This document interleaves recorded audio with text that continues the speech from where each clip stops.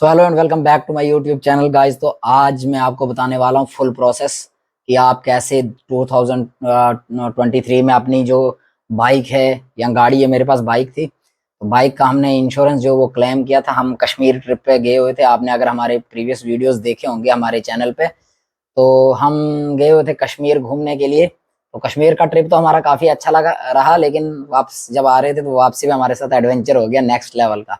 रामबन में पहुंचे थे, ऊपर से लैंडस्लाइड आ गई।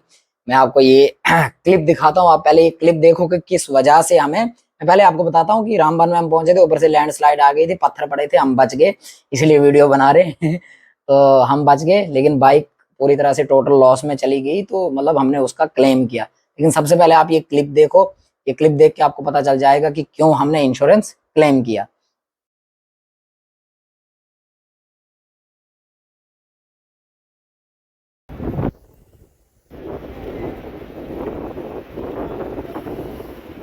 ये रही गाइस हमारी बाइक, जहाँ पर हम गिरे थे।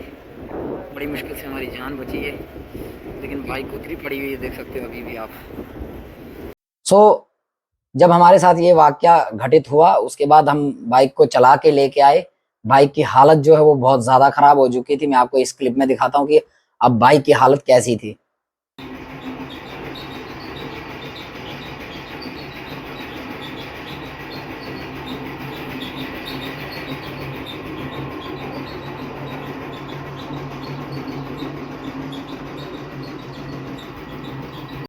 ऐसी कुछ आपने देखा बाइक की हालत थी। तो जब हमने इसको सबसे पहले यहाँ पे लाया, तो सबसे पहले प्रोसेस कहाँ से शुरू होता है। सबसे पहले आपको बाइक जो है यहाँ आपकी गाड़ी लेके जानी होती है, जहाँ शोरूम से आपने खरीदी है यहाँ पे, यहाँ उनके सर्विस सेंटर पे, एक्चुअली में उनके जो गैराज होता है गैराज पे आपको लेके जानी है। गैराज पे लेने के बाद वो सबसे पहले आपसे कहेंगे कि हाँ कौन चला रहा था, कैसे चला रहा था। तो सबसे पहले जो गाड़ी का मालिक होता है, गाड़ी जिसके नाम पर रजिस्टर होती है, उसका आधार कार्ड, पैन कार्ड और जो क्या कहते हैं लाइसेंस, ये तीन चीजें आपको लगती है, वो आपको शोरूम में आपको उनको देनी पड़ती है। उसको देने के बाद वो जो जिस भी कंपनी से आपका इंश्योरेंस हो रखा है, उनका हमारा आईसीआईसीआई लैम्बर्ड से था, तो उनका इंस्पेक्शन करने वाला बंदा जो होता है वो आपकी गाड़ी को देखता है, इंस्पेक्शन करता है कि गाड़ी की वैल्यू कितनी बनती है, वो कितनी टूटी हुई है। तो जो हमारे इंश्योरेंस पे लिखा हुआ था कि आपको 75% से ज्यादा अगर आपकी गाड़ी डैमेज है तो फिर वो मतलब आपको टोटल टोटल लॉस में चली जाती है।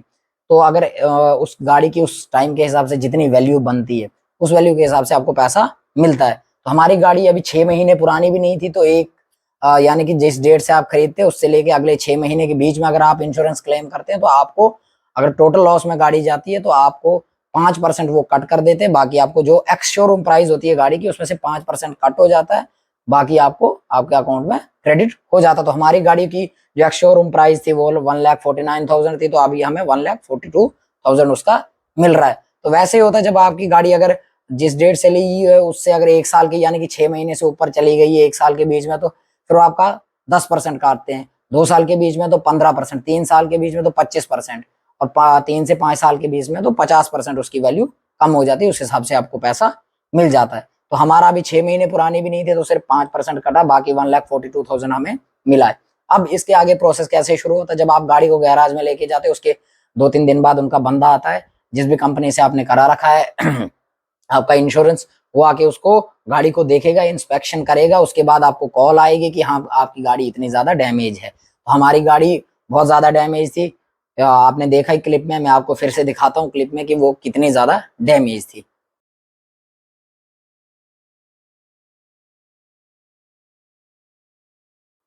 तो आपने देख लिया। अब ये है कि जब उन्होंने कॉल की हमें, उन्होंने कहा कि आपकी गाड़ी टोटल लॉस में है, आप इसका कुछ नहीं हो सकता, ये मतलब स्क्रैप में ही जाएगी। स्क्रैप में जब जाएगी तो आपको पूरा पैसा मिलेगा। पूरा पैसा मिलने का प्रोसेस क्या है, अगर आपकी गाड़ी लोन पे, हमारी गाड़ी लोन पे थी, तो वो आपको ये बताते हैं कि अगर आपकी गाड़ी लोन पे है, सबसे पहले आपने क्या करना है, मैं आपको दिखाता हूँ। एक नोटरी बनती है, मैं ऐसी नोटरी, ये क्लिप देखो आप। सबसे पहले हम जा रहे थे, लेकिन बारिश पड़ी, इसके बाद हमें कल रुकना पड़ा। उसके बाद बारिश रुकी तो हमने बैंक से ये स्टेटमेंट लाई, क्योंकि हमारी गाड़ी किस्तों पे थी, लोन पे थी। तो अगर आपकी गाड़ी लोन पे, तो सबसे पहले आपको ये बैंक से स्टेटमेंट लानी पड़ेगी कुछ इस प्रकार से।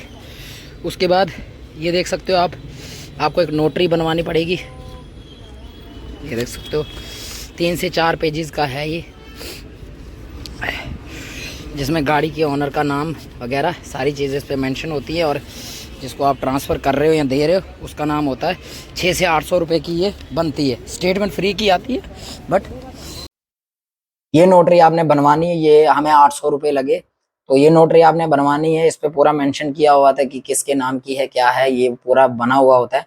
उसके बाद बैंक की एक लोन स्टेटमेंट होती है, उसको कहते हैं, वो आपको मिल जाएगी। वो आपको बैंक से लानी पड़ेगी, वो उस नोटरी के साथ अटैच करनी है और इंश्योरेंस कंपनी को आपको दे देनी है। उसके बाद इंश्योरेंस कंपनी क्या करती है, देखो वो अपने पास तो नहीं रखेंगे गाड़ी, चाहे स्क्रैप में ही जाएगी तो स्क्रैप भी तो कोई खरीदता ही है, वो उसको बिड में डालती है। उनके पास जो सबसे अच्छी बिड आती है उसमें उस गाड़ी को बेच देते हैं, चाहे उसकी जितना भी अमाउंट। तो हमारी गाड़ी की जो बिड आई थी वो 80,000 की थी। हमारी गाड़ी की वैल्यू बन रही थी 1,42,000।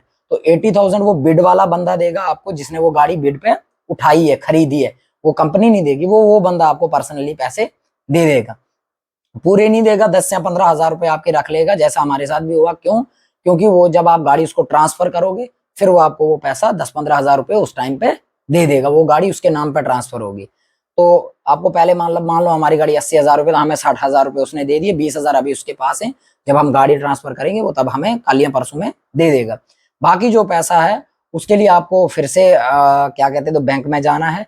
बैंक से एक लेटर लेके आना है, उसको कहते हैं बैंक ऑथेंटिकेशन लेटर। उसमें पूरा दिया हुआ था कि आपका कितना लोन बकाया है, कितनी किस्तें बकाया हैं, वो ये आप ये देख लो। सो इसके बाद ना आपको बैंक से एक ऐसा ऑथेंटिकेशन लेटर लाना पड़ता है। कुछ इस तरह से होते हैं, ये 2 लेटर होते हैं, मिलेंगे आपको। बैंक में जाना, आपने मैनेजर से बात करनी है लोन को ख़त्म करने के लिए। इस पर पूरे लोन की डिटेल आपकी दी हुई होती है। सो ये रहा ऐसा, ये वो ऑथेंटिकेशन लेटर है जो आपको बैंक से लाना है। बैंक मैनेजर या जो भी वहां पे होते हैं उनसे लेके आना। उस पर बैंक की स्टैंप लगी होती है, साइन किए हुए होते हैं, वो आपको लाके उसको देना होता है। और एक अपनी पासपोर्ट साइज फोटो देनी होती है, पैन कार्ड, आधार कार्ड और अपना लाइसेंस उसको, इंश्योरेंस वाले को। फिर वो आपको लेके फाइल बना देगा। एक से या 2 दिन के अंदर या 3 दिन के अंदर अंदर, डिपेंड करता है कि वीक का दिन कौन सा चल रहा है। अगर फ्राइडे को आप दोगे, सैटरडे संडे तो मैक्सिमम ऑफिस बंद रहते हैं। तो अगर पहले जैसे मंडे ट्यूसडे है तो फिर आपका आ जाएगा 1 या 2 दिन में आपका पैसा आपके अकाउंट में, लोन अकाउंट में क्रेडिट हो जाता है। ये जो जिसने बिड पे गाड़ी उठाई है ना पहले आपकी, वो भी वो आपका पैसा उसी में डलवाओगे तो वो बेहतर रहेगा। क्योंकि अगर आप अपने अकाउंट में डालोगे वहां से फिर आपको वहीं डालना, तो उससे अच्छा ये है कि आप डायरेक्ट लोन अकाउंट में डालो। उससे क्या होगा कि आपका जो एक तो अगर 1-2 दिन आपको एक्स्ट्रा लगता है उसके चार्जेस भी नहीं लगेंगे। तो बाकी आपका पैसा ऐसे भी आपने उसी अकाउंट में डालना है। तो इस तरह से जो होता है आपकी गाड़ी का इंश्योरेंस आप क्लेम कर सकते हो। अगर आपने कैश पे ली हुई है गाड़ी, कैश में सिंपल है कि हाँ उस बंदे ने आपकी गाड़ी उठा ली, वो आपको उतना पैसा देगा। सेम वही प्रोसेस होगा कि कंपनी आपके अकाउंट में उतना पैसा डाल देगी, क्योंकि वहां पे लोन अकाउंट मेंशन नहीं होगा। तो सेम प्रोसेस है, सिंपल प्रोसेस है। लेकिन सबसे बड़ी बात है कि आप चाहे कुछ भी कर लो, ऑल ओवर नुकसान हमेशा कस्टमर का ही होता है। आप चाहे कुछ भी कर लो। मैंने जब गाड़ी खरीदी थी, मैंने उनको 55,000 पे किया था। उसके बाद मैंने उसकी 4 किस्तें भरी थी। 4,000 रुपए मेरी किस्त थी, 16,000, 71,000 मैंने उस गाड़ी का पे किया था। अब 71,000 वो हो गया, 1,42,000 ये दे रहे हैं। कुल मिला के 2,13,000 रुपए मतलब मेरी गाड़ी की प्राइस बनती है। मुझे मिला क्या, 1,42,000 मिला। बाकी जो मैंने 71,000 पे किया वो मेरा खत्म हो गया। क्योंकि मैंने चाहे लोन पे ली थी या कैश, अगर मैं कैश पे भी लेता तब भी 5% मेरी गाड़ी की वैल्यू कम ही मिलनी थी। तो वैसे भी कस्टमर का ही नुकसान होता है। तो ये सारे मिलके हमको पागल बनाते हैं, लेकिन क्या कर सकते, चलो कुछ ना कुछ तो मिला, भागते चोर से लंगोटी सही। तो ये एक सिंपल प्रोसेस है, मैंने आपको समझाने की कोशिश की कि किस तरह से आप अपनी गाड़ी का जो है वो क्लेम कर सकते हो। लेकिन लोग कहते हैं 1 दिन में हो जाता, 2 दिन में। मुझे आज 3 दिन हो गए, और मतलब 3 दिन में इसमें लगता है 1-2 दिन का टाइम लगता है। ये अगर आप कहोगे 1 मिनट में, जो प्रैक्टिकली बंदा करता है ना उसको बेहतर पता होता है। जिसने सिर्फ इंटरनेट पे सर्च किया है वो नहीं, आपको प्रॉपर जो आपका मतलब उसका एक प्रोसेस होता है वो वही बंदा बता सकता है आपको जिसने वो किया है। तो सबसे पहले आपको गाड़ी गैराज में देनी होती है, उसके बाद इंस्पेक्शन होती है उसकी। वो इंस्पेक्टर आपको कॉल करता है कि हाँ भाई आपकी गाड़ी की इतनी वैल्यू है, ये वो। उसके बाद आपको उसको आपके डॉक्यूमेंट आपने उसको देने होते हैं। अगर मान लो कि जरूरी नहीं है कि आप अपना ही लाइसेंस दे दो, अगर आपके पास लाइसेंस नहीं है, मैक्सिमम लोगों के पास लाइसेंस नहीं होता, तो अगर मतलब जिसके नाम पे गाड़ी है उसके आधार कार्ड पैन कार्ड दे दो। लाइसेंस आप किसी और का भी दे सकते हो, लेकिन आपने बताना नहीं है उनको कि बिना लाइसेंस वाला चला रहा था। यही कहना है कि चला लाइसेंस वाला बंदा ही रहा था।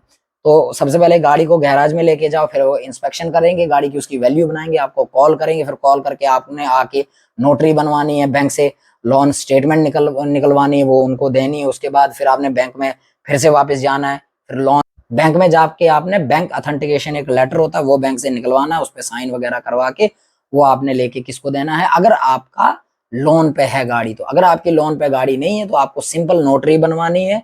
नोटरी बनवा के आपने किसको देनी है, उस बंदे को जो आपकी गाड़ी खरीद रहा है, वो आपको पेमेंट करेगा जिसने बिड में गाड़ी खरीदी हुई है। अगर 1 लाख गाड़ी की वैल्यू बनती है, अगर उसने 60,000 में बिड लगाई है, 60,000 वो आपको देगा, बाकी जो बचता है 40,000 वो कंपनी आपको दे देगी। उसके लिए आपको कंपनी को वही अपना आईडी प्रूफ वगैरह देना है कि हाँ ये गाड़ी है, तो वो आपको दे देंगे। उसके लिए आपको बैंक में वगैरह में जाने की जरूरत नहीं है, क्योंकि आपकी गाड़ी तो कैश पे है। तो ये सिंपल सा प्रोसेस है, ऐसे आप अपनी गाड़ी का इंश्योरेंस जो है उसको क्लेम कर सकते हो। आई होप कि आपको ये पता चल गया होगा कि कैसे आप अपनी गाड़ी का इंश्योरेंस जो है वो क्लेम कर सकते हो। ये सिंपल प्रोसेस था, मेरा जो एक्सपीरियंस रहा वो ऐसे ही था। अब पता नहीं कि कई लोगों का हो सकता है, कई कंपनीज का और ज्यादा डिफिकल्ट होता होगा, कई का आसान भी हो सकता है, लेकिन जो मेरा था आईसीआईसीआई लैम्बॉर्ड, मैक्सिमम जर्नल इंश्योरेंस जो है वो आईसीआईसीआई लैम्बॉर्ड ही करता है।